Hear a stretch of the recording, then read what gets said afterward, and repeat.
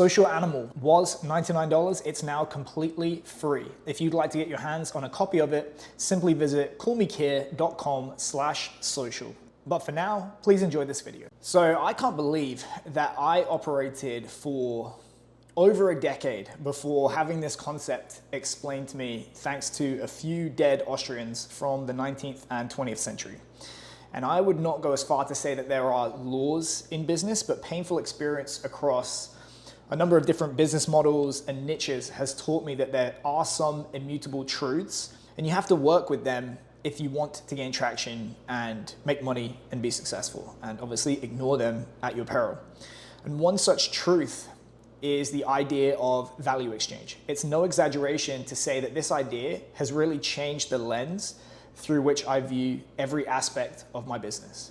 In my opinion, the sooner you can figure it out and weave it into everything you're doing as a trainer or a coach, online or offline, the sooner everything starts to fall into place. So to keep it short and sweet, before I went into callmecare.com, letdaddydrive.com with my colleague JJ, I worked for myself for 13 years. I sold a ton of different things to both businesses and consumers alike, and I had some successes. During COVID, I made over 5K in a single day with a template. It took a day to write and a day to promote. And when we were really cooking at Strength Coach Network, I think we managed 24,000 on the final day of our most successful month.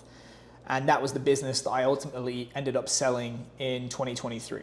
And over the years, I put out some resources and pieces of content that have gathered tens, sometimes hundreds of thousands of views. And a couple have even landed me jobs within professional sport, in addition to other business opportunities.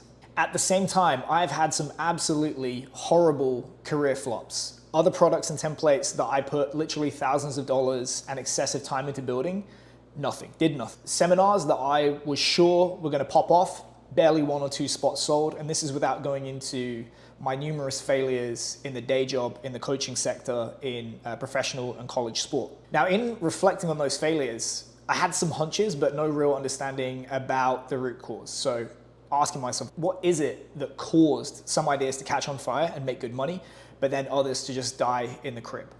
And putting aside modesty and bias for a second, why were there other people out there who I considered to be more successful than I had been, despite offering what I believe to be a worse product or service?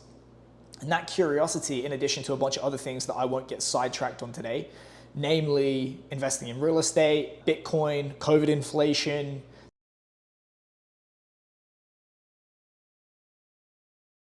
the list goes on, that pushed me down a deep hole on the Austrian School of Economics, specifically a guy named Ludwig von Mises.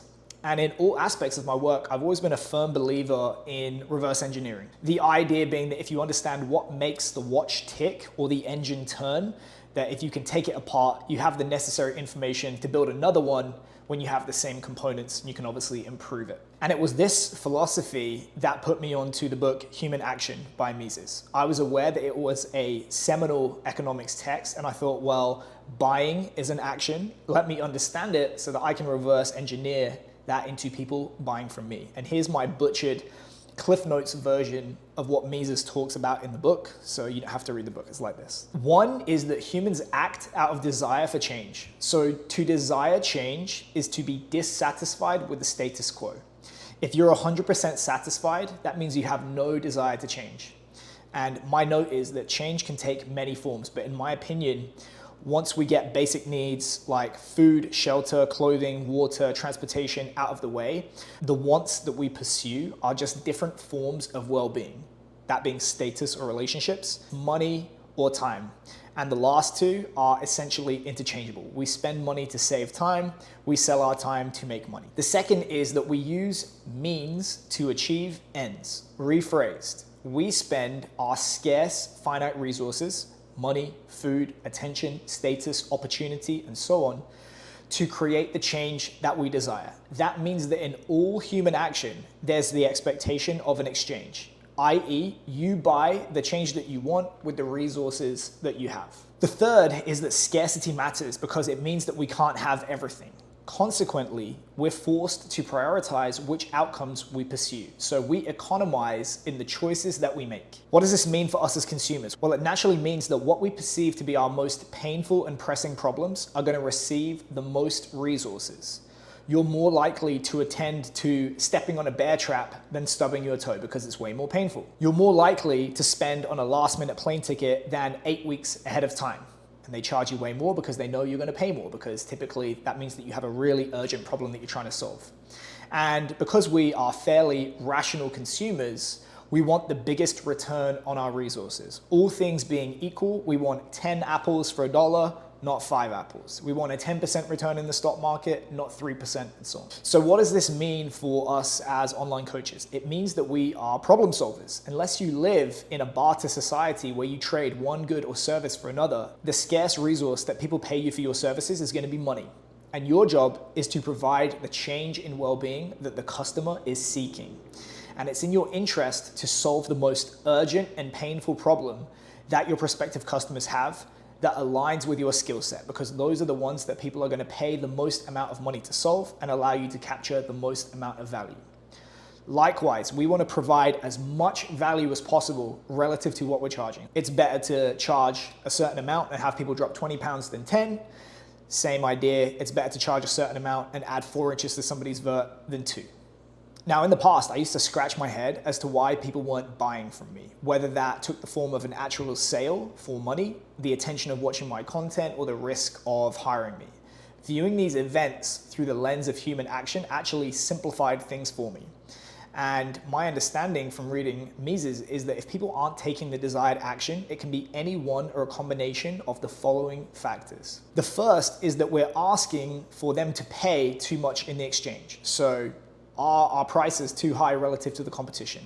And unfortunately, as much as we'd love to charge whatever price we want, the market sets the price for us. There's going to be some wiggle room, of course, but if you're offering roughly the same service as your competition, you have to charge roughly the same price. And if your prices are significantly higher, you have to offer significantly more value to your customers to make up for that.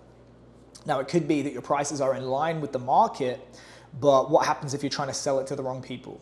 The price is measured in money, but the cost is measured in how much we have to give up to get that thing. And if what you're charging represents a much bigger price of the available resources that a customer has, they're going to be much less likely to pay relative to a richer customer that has more disposable income. It might also be that we're asking them to spend too much of their non-money resources. Perhaps what we're offering to people is too risky, or takes away too many other opportunities that they might have at their disposal. Maybe it takes up too much of their time and attention, or they have to wait too long for the end result. Perhaps the overall experience is a lot more unpleasant and inconvenient than the competition. On the other side of the value exchange, if people aren't buying, it might also be that we aren't giving enough value in the deal. Value being the solution to a problem or the primary result that we're delivering to customers. Is the service good enough at delivering that value relative to the price being charged? And that might be in terms of the primary result itself, or some kind of like secondary result or fringe benefit. So for example, in my opinion, CrossFit have done a much better job at maximizing social cohesion and that kind of like in-group togetherness, much more than any other physical variable. But they're a dominant business within the fitness world, specifically because the total value that their customers are able to take away from the experience is much better than other brands that might be able to offer improved results in terms of the primary variable like speed, strength, power, fat loss, and so on, but they just don't have that Scientology-like, cult-like togetherness that CrossFit is able to offer. The third reason is that maybe the communication isn't good enough. A key caveat of human action is that it's all about individual perception. So we only act when we perceive that there is a problem to solve. And we buy when we perceive that the price is fair and that we're getting a good deal relative to what is being charged. Objectively, it might be that prospective customers have a painful and urgent problem on their hands, and we're offering a great solution at a fair price to solve it for them. But if their perception does not match up to that reality, they're still not going to buy. So how do we fix this? The first is to work backwards from what people want. Your customers will tell you what their problems are if you pay close enough attention and you ask good enough questions. Look at what they currently spend their money on. What they prioritize their spending on will tell you what it is they most value, because money is one of the most scarce resources that we have. So the thing that they spend most of their money on earliest is going to tell you which is the most urgent and painful and pressing problem that they have. You can also look at what has their attention and what they spend their time talking about. Time, again, is a scarce, precious resource. So the thing that they spend the most amount of time talking about or engaging with is going to, again, give you clues as to what is the biggest pain or problem that they're experiencing. Another thing you can do is just ask your customer base what it is they want. And you can then use the totality of that information to reverse engineer your product or service. How can you leverage your skills, your resources, and your experience to produce a product or service that relieves that pain or problem for that audience? Second thing you can do is price appropriately. If you can offer more than your competitors but charge the same price, your offer will automatically become more valuable. Alternatively, you can offer the same and charge less for the same result, but beware of going that route because it ends up becoming a race to the bottom and you can eat into your margins unless you're able to innovate and simultaneously reduce your costs while you're doing this. A better idea is to reduce the cost to your customers in everything that isn't money while charging the same price. So remember, money isn't the only scarce resource that your customers are going to be paying you with. There's also energy, risk, status, inconvenience, time, and so on. And all of these can be reduced without affecting the price that you charge. It's going to make your offer more valuable, but it's also going to preserve your margins and your profit at the same time. The third thing you can do is improve your communication. If people need to feel an intense, urgent pain to act, or perceive great value relative to the cost that they're paying in order to buy, help them to realize that by ethically communicating the nature and extent of the problem that they have, and by ethically communicating the full value of what you're offering, and tell a compelling story to your prospective customers. And that right there are the big rocks that I took from Human Action by Ludwig von Mises. If you enjoyed this video, please like, subscribe, share, and comment. If there are any other topics that you would like me to cover or that you have questions about, you can message me directly or leave me a comment below, and I'll be happy to make another video on those topics. See you soon. Thank you very much for watching that video. Daddy loves subscribers, so click here to subscribe. If you'd like to watch another video, you can do that by clicking here. See you soon.